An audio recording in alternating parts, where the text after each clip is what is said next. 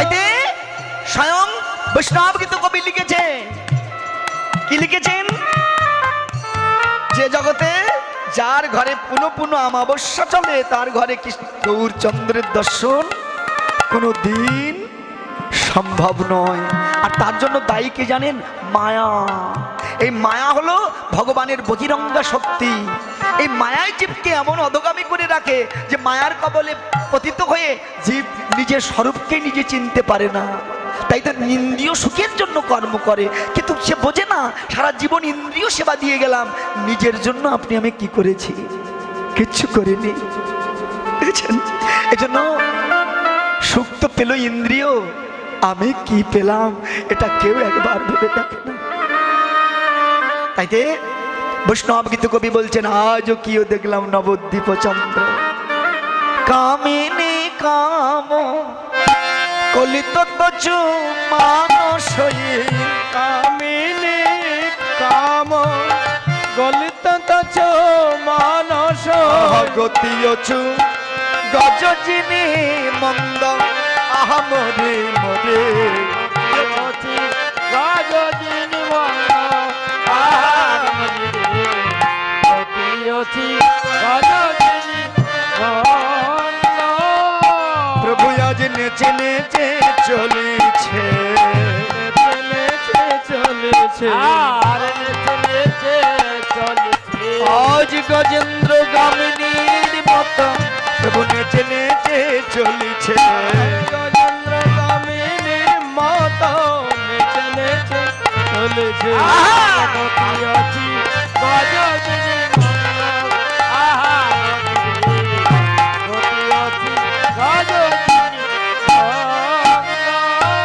মায়েরা, মধ্যাহ্নকাল সমাগত দেখি ভগবান গজেন্দ্র গামিনীর মতো ধাবিত হয়েছে। আচ্ছা, গজেন্দ্র মানে কি গো? হাতি। আচ্ছা, হাতির সঙ্গে মহাপ্রভুর তুলনা হয়? হয়। তাহলে এখানে কেন বলছে? আচ্ছা, মহাপ্রভুর সঙ্গে তুলনা নয়, যেমন হাতির চলার যেমন ভঙ্গিমা, ঠিক মহাপ্রভুর চলার ভঙ্গিমা ঠিক সাদৃশ। দেখবেন হাতি একটা বিশাল প্রাণী, কিন্তু তার চলার ভঙ্গিমা কেমন জানেন? খুব ধীর গতি, শীতল গতি। কেন? বৈষ্ণব গীত কবি এটাই তত্ত্ব দিয়েছেন, কে? যার হয় সূক্ষ্মরতি তার চলার গতি হয় ওই অতি ধীর গতি। এ বাবা, দেখবেন সাধনার সময় যার যত মতি স্থির থাকবে তার তত রতি স্থির থাকবে। এই জন্য সাধক যারা কি করে জানেন? এই প্রাণায়ামের দ্বারা তার মতিকে তিনি স্থির রাখে। কারণ সাধনার সময় শ্বাস যার যত বেশি চলবে তার পরমায়ু তত নষ্ট হবে। এই জন্য তত্ত্বে লিখেছে কি? শ্বাস স্নানে আত্মশুদ্ধি, আয়ু বৃদ্ধি হয়, অপ্রাকৃত লীলারস তার চিত্তে উপাজয়। কিন্তু যদি মানুষ তার চিত্তকে স্থির করতে না পারে, দেখবেন কামনায় মানুষ এতটাই চঞ্চল হয়ে পড়ে যে শ্বাসটা তখন ঊর্ধ্বের দিকে ধাবিত হতে থাকে, ঘন ঘন শ্বাস প্রচালিত হতে থাকে। এই শ্বাস যার যত বৃদ্ধি হবে জানেন তার ধ্বংস খুব তাড়াতাড়ি হবে। কি করে জানেন? এই শ্বাস ঊর্ধ্বের দিকে চাপ প্রয়োগ করতে থাকে, সুষুম্নার পথে চাপ প্রয়োগ করে, আর তখনই সুষুম্নার দ্বার খুলে যায়, আর এই সহস্রস্থলে থেকে গোবিন্দ ধন ধীরে ধীরে সুষুম্নার পথে আমাকে পরিত্যাগ করে চলে যায়। এই জন্য বৈষ্ণব গীত কবি কি তত্ত্ব দিয়েছে দেখুন। তত্ত্বে লিখেছে কি জানেন? চন্দ্রপেক্ষ নেত্রদেব দ্বিগুণ করিয়া করি বিভেদ, চৌগুণ হইলে স্তম্ভন হয়, স্তম্ভনে হয় চাঁদের উদয়, অনুরাগের সহিত সাধি বিযোগ, উদয়া যাইবে ভবতি রোগ, জীবের জীবত্ব হইবে নাশ, স্তম্ভন করিয়া ধরিলে শ্বাস, 16 অঙ্ক যদি পবনে ধরে, স্তম্ভনে 64 অবধি করে, 32 অঙ্ক বাহির দ্বারে। আমি কিন্তু সব বলে দিচ্ছি, কিন্তু মানুষ সহজে ধারে বাসেই যেতে পারে না, কারণ সে কর্মের দেশে যদি মানুষ না যায় তাহলে এ তত্ত্ব মানুষ উপলব্ধি করবে কি করে? কেমন? এই জন্য শ্বাসকে যে যত কন্ট্রোল করতে পারবে সে নিজেকে ততই ধরে রাখার সামর্থ্য অর্জন করতে পারবে। এই কারণে মা, এই যে দুটি নাসিকার ছিদ্রে যে কি গুণ আছে এটা সবাই বোঝে না যতদিন না পর্যন্ত গুরু আপনাকে দেখিয়ে না দিচ্ছেন। কোন নাসিকায় কোন শ্বাস বইলে কখন কোন কর্মে যেতে হয়, এগুলো বুঝে শুনে কর্ম করতে হয়, জানেন? তাইতে আপনাদের চরণে মিনতি জানাই, এই তত্ত্বগুলো গুরু পরম্পরায় গুরুচরণ আশ্রয় করেই জানতে হয়। কি আমরা সবাই দীক্ষা নিয়েছি বটে, শিক্ষা নিয়েছি তো সবাই, অনেকেই কিন্তু এখনো সে দেশে যায়নি। অনেকে ভাবে দীক্ষা নিলেই বলে সব শেষ। নানা মশাই, দীক্ষায় দক্ষতা বাড়ে। যারা বৈষ্ণব, যারা মন্ত্র দেন, তারাই বলেন যে বাবা তোমাকে স্বর্ণ দিলাম না তামা দিলাম, তুমি একবার বৈষ্ণব জেনো। এই কারণে এই গুরুতত্ত্ব না উপলব্ধি হওয়া পর্যন্ত সেই বস্তুর সন্ধান সহজে কেউ লাভ করতে পারবে না। কেমন? তাই তো ভগবান এই মধ্যাহ্নকাল দর্শন করে তিনি কি করছে জানেন? সেই গোপিকার ভাবে তিনি ধাবিত হয়েছেন সূরজ পুজিবার পারে। মা যদি নহি পুন বসনে আবৃত তনু, বসনে আবৃত তনু, কহতহি পূজব সুর আহা মরি মরি,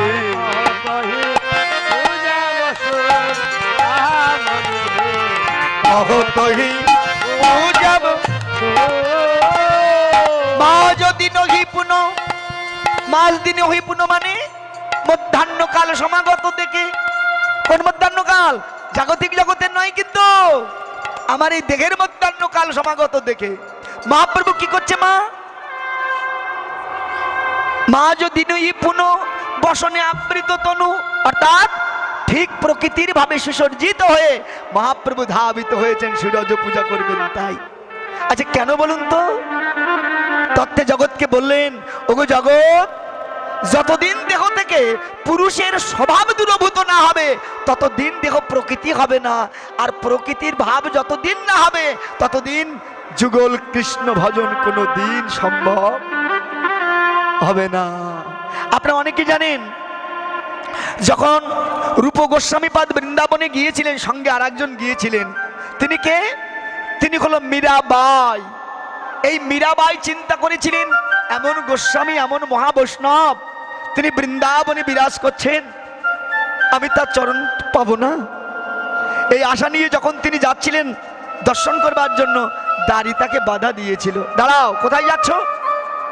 আমি গোস্বামীজির চরণ একটু দর্শন করতে চাই। দাড়ি বলেছিল, দাঁড়াও, তোমার যাওয়া হবে না। কেন? না, উনি আজন্মকাল বৈষ্ণব ব্রহ্মচারী, উনি নারী মুখ দর্শন করেন না।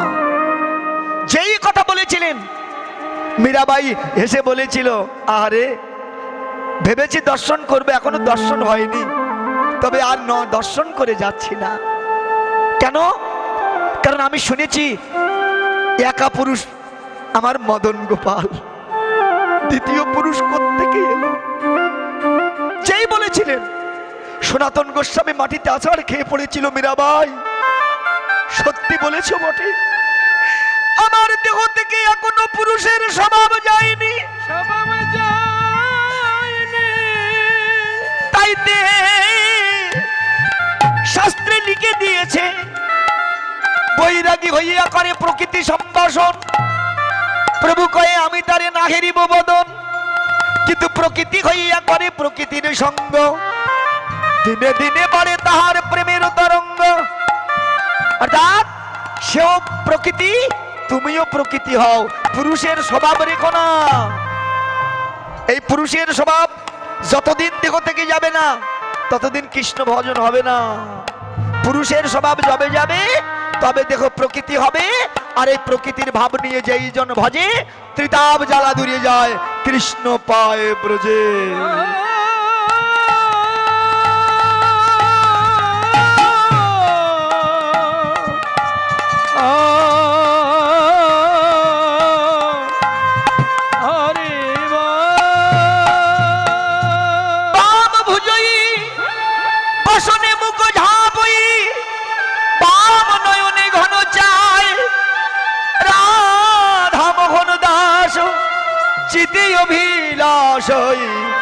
সই চরণ যেন নিতাই গৌর হরি বল। মায়েরা এতক্ষণ আমরা নবদ্বীপ লীলা আস্বাদনে ব্রতী ছিলাম সবাই। চলুন এবার সবাই বৃন্দাবনে যাই। যাবেন তো? মায়েরা শুনতে পাচ্ছেন আমাদের কথা? বৃন্দাবনে যাবেন তো সবাই? আচ্ছা, কারা কারা যাবেন না একটু হাত তুলুন তো দেখি। রাধা রানী কি, বিশ্বভানুরাজ নন্দিনী কি, বৃন্দাবন বিলাসিনী কি। চল রে আমার মন, চল রে আমার মন।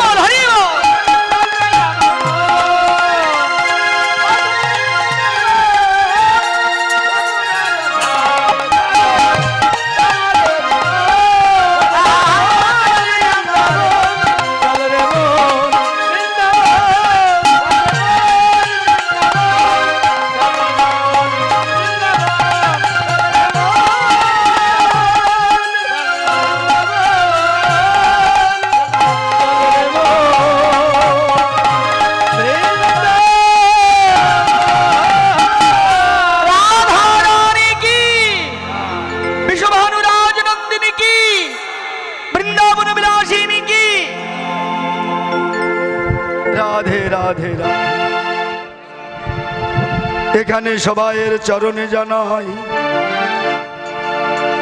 কোটি নমস্কার। নমস্কার। সবে মিলে চরণ ধুলি দেহ মস্তকে আমার, মস্তকে আমার বৈষ্ণবের চরণ ধুলি ধলে আমি করি যে কামনা, কামনা বৈষ্ণবের চরণ ধুলি বিনে বিনে এ জগতে কৃষ্ণ কৃপা লাভ হয় না। হয় না। শ্রীমতী রাধা রানী আমার, ধরণী আমার আজ গোবিন্দের জন্য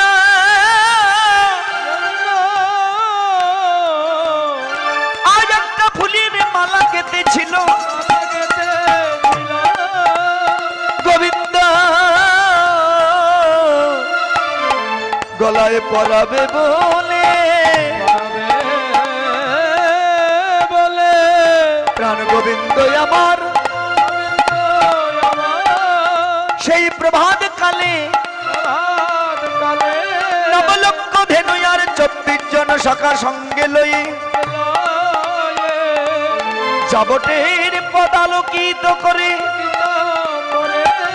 নেচে নেচে গোষ্ঠে গমন করলেন। রাধা রানী দাঁড়িয়ে দাঁড়িয়ে দেখলেন, কিন্তু পাদিনীর ভয়ে কৃষ্ণ গলে মালা পরাতে পারেনি। কৃষ্ণ গলে কৃষ্ণ গলে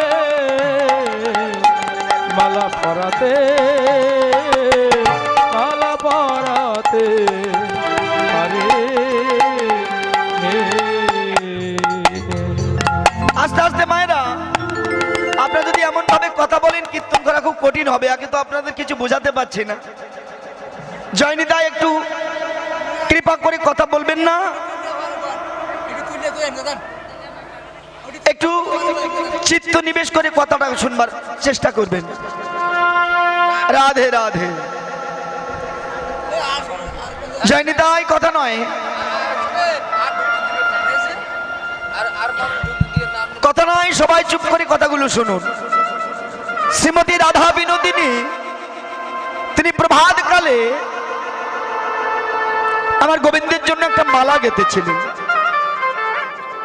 মায়েরা, আমরাও তো মালা গাঁথি।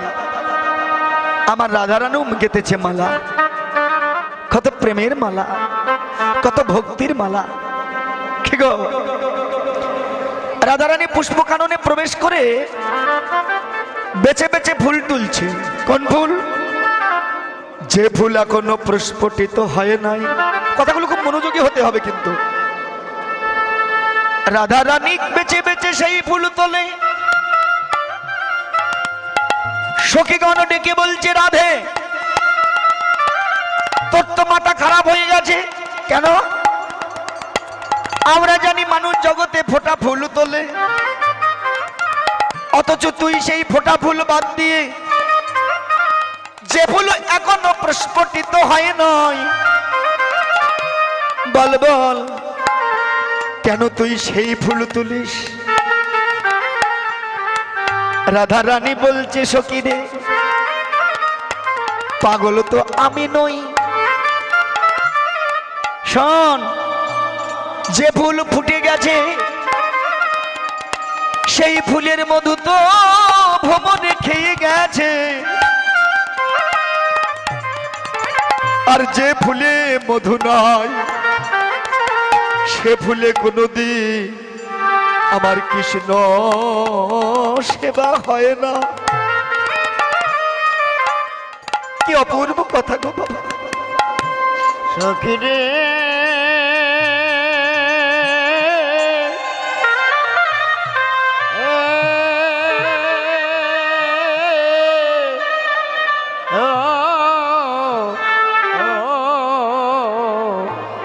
সখী রে, আমার এক বাবা বস্ত্র দান করেছেন, ফল দান করেছে, গীতা দান করেছে। ওর জন্য আশীর্বাদ করি যেন ওর কৃষ্ণ ভক্তি হয়। আমার অনেক বাবারা অর্থ দান করেছে, আমি ভগবানের কাছে প্রার্থনা করি যেন কৃষ্ণ ভক্তি হয়। যারা এত কষ্ট করে দূর দূরান্ত থেকে এসে এই হরিনাম শুনতে এসেছেন, আমি সবাইয়ের চরণে প্রণাম জানাই। আপনাদের মতো সাধুগুরু বৈষ্ণবের আতুল চরণ যে আমি দর্শন পেয়েছি, এটা আমার অনেক জন্মের সৌভাগ্য।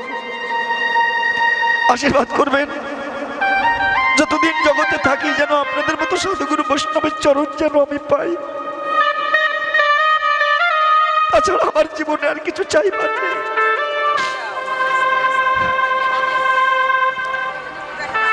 মা,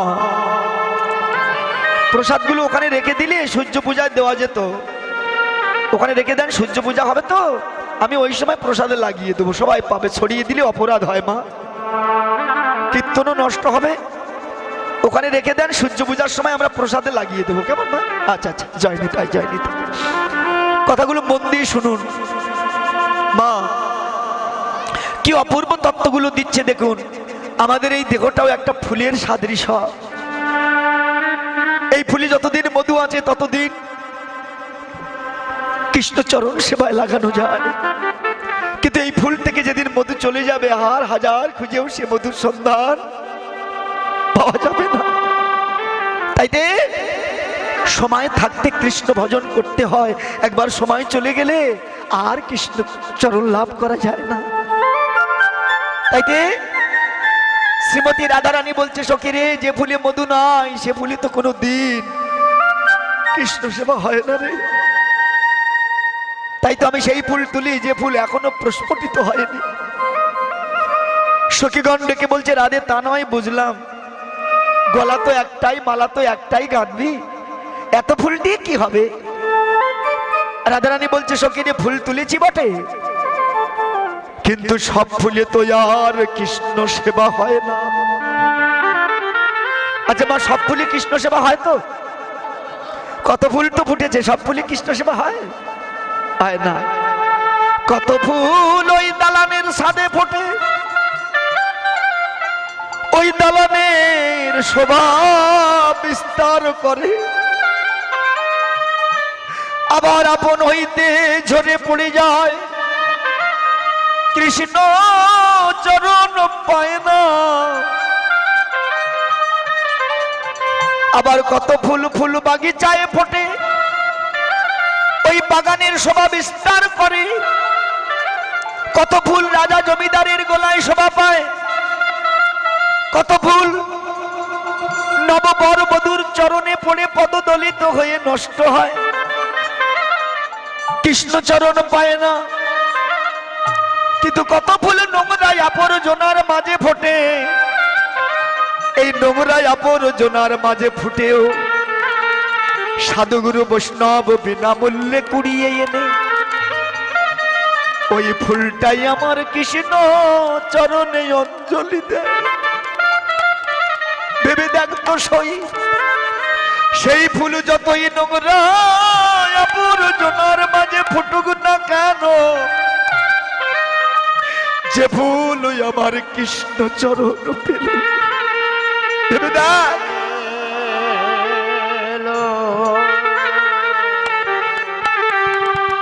এ জগতে তার মতো ভাগ্য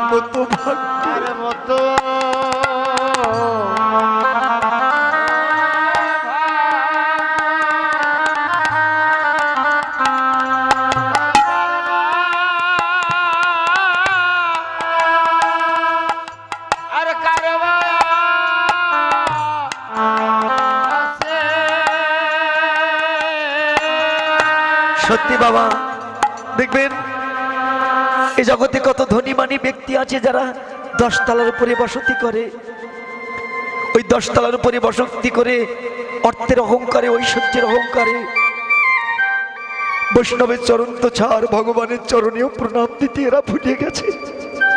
কিন্তু কতজন ছোট কুলিয়ে নিচু কুলিয়ে হরিজন ফ্যামিলিতে জন্মগ্রহণ করেও সবকিছু পরিত্যাগ করে তারা ভগবানের চরণে নিজেকে সমর্পিত করেছে। সে যতই ছোট কুলিয়ে নিচু কুলিয়ে জন্মগ্রহণ করিব না কেন, এ জগতে সেই তো ধন্য যে সকাল সকাল নিজেকে ভগবানের চরণে অর্পণ করে দিতে পেরেছে। রাধারানী আমার, রাধারানী আমার, সখীদের ডেকে ডেকে বলছে, ওরে সখী, ওরে সখী, ফুল তুলেছি বটে, কিন্তু সব ফুলে তো আর কৃষ্ণ সেবা হবে না। তোরা প্রত্যেকটা ফুল পরীক্ষা কর সই। কেমন করে পরীক্ষা করবি জানিস? আমি আমার নিমেষটা টেনে ধরবো, তোরা প্রত্যেকটা ফুল আমার চোখের মধ্য দিয়ে টেনে নিয়ে যাবি। যে ফুলে আমার চোখে ব্যথা লাগবে ওই ফুলটা তোরা ফেলে দিস সই, ওই ফুলে আমার কৃষ্ণ সেবা লাগবে না। কিন্তু যে ফুলে আমার চোখে ব্যথা লাগবে না ওই ফুলটা তোরা তুলে রাখিস। আমি আমার ভক্তি দিয়ে, ভক্তি সুতলি দিয়ে আমার কৃষ্ণ গলা আমি মালা গা হৃদয় গৌর হরিবল হরিবল।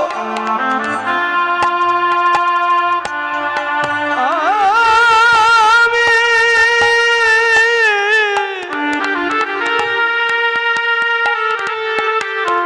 আমি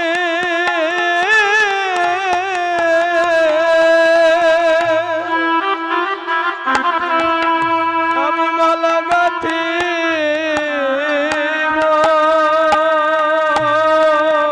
আমি কৃষ্ণ ওগো রাধে।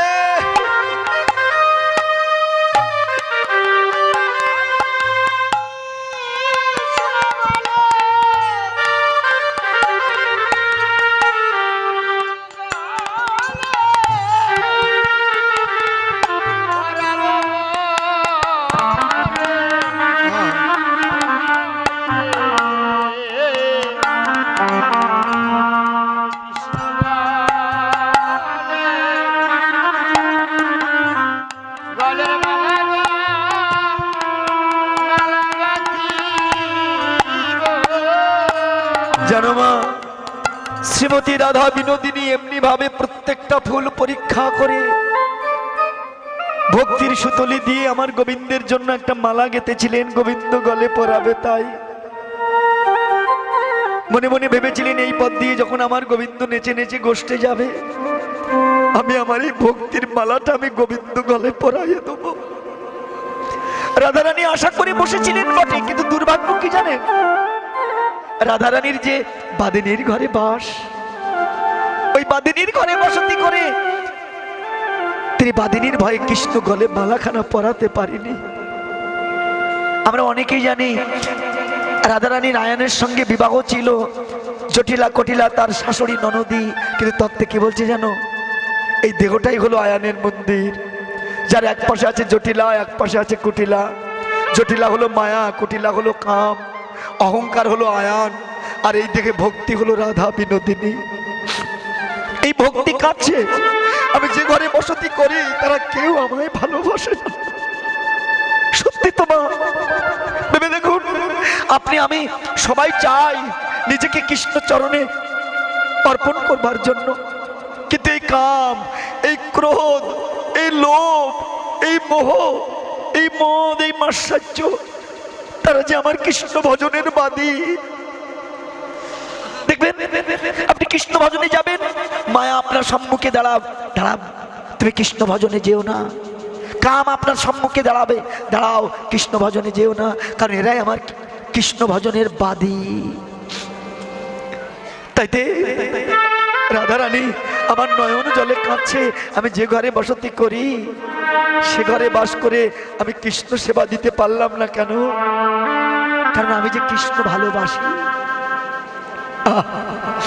রাধা বিনোদিনী যখন এমনি ভাবে নয়ন জলে কাঁদছে, জানেন ওই সময় আমার রাধা রানীর প্রিয় সখী যিনি তুলসী মহারানী সেখানে এসে উপনীতা হলেন। তুলসীকে দর্শন করে রাধারানীর আনন্দের আর পরিসীমা নাই। কি সৌভাগ্যবতী আমি, আমার এমন দুর্মুহূর্তে তুই এসেছিস আমার কাছে, আমার দিন বড় ভালো যাবে রে। বলি তুলসী রে, আহা তুলসী রে,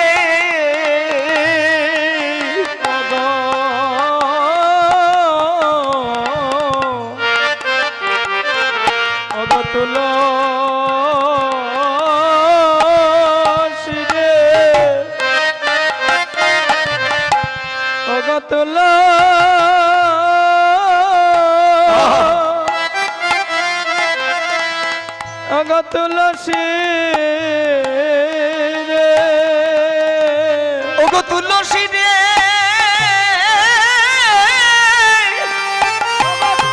হৃদয় গৌর হরিবল হরিবল।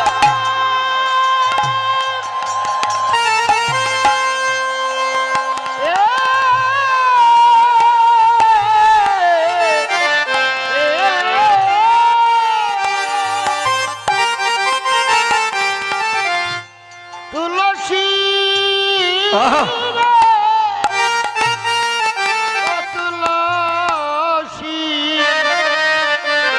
তুলসী রে তুলসী রে ওগো তুলসী রে তুলসী রে তুলসী রে তুলসী রে তুলসী রে তুলসী রে শিরে রে তালা যে বস্তু নিম্ন গতি ধারা ধারা তাকে উদ্ধগতি করে গতি করে সুষমার পথে টান দিয়ে টান দিয়ে যারা সহস্র দল পথে রাখতে পারে ধরে ধরে এ জগতে তারে তুলসী বলে আখ্যায়িত করে। খাইত করে আমা তুলসী মানে যারা তোলার ক্যাপাসিটি জানে, যারা সদ্গুরু চিনি, কি যে অন্ধকার থেকে যে আলোর পথে নিয়ে যেতে পারে তিনি তো সদ্গুরু। এই যে তত্ত্ব লিখেছে কি জানো মা, গুরু থুয়ে গোবিন্দ ভজে সেই জীবিত নরকেই মজে। যে অন্ধকার থেকে আলোর পথ দেখায় তিনি তো সদ্গুরু।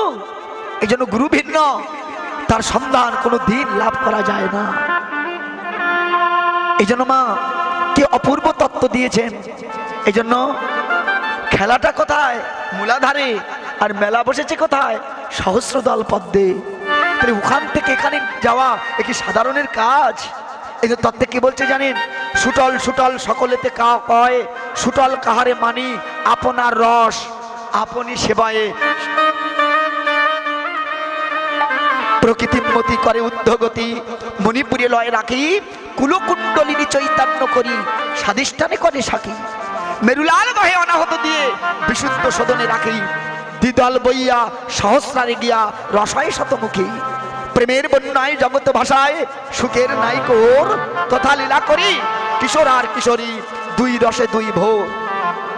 মূলাধারে খেলা আর সহস্রারে মেলা, এই তো সুটল কথা বাসলি আদেশে কহে দ্বিজ চণ্ডী দাসে, না হলে মনুষ্য জনম বৃথা। এই যে কীর্তন মিডিয়া দাদা খুব ভালো দাদা আছে, সবাই চলে গেলে এটা যাবি না, এটা থাকবি। খুব ভালো, এনার চ্যানেলে ভালো ভালো কীর্তন আছে। কীর্তন মিডিয়া 10 লিখবেন, অনেক কীর্তন আসবে, আপনারা শুনবেন। আমাদের অনেক কীর্তন ছাড়া আছে।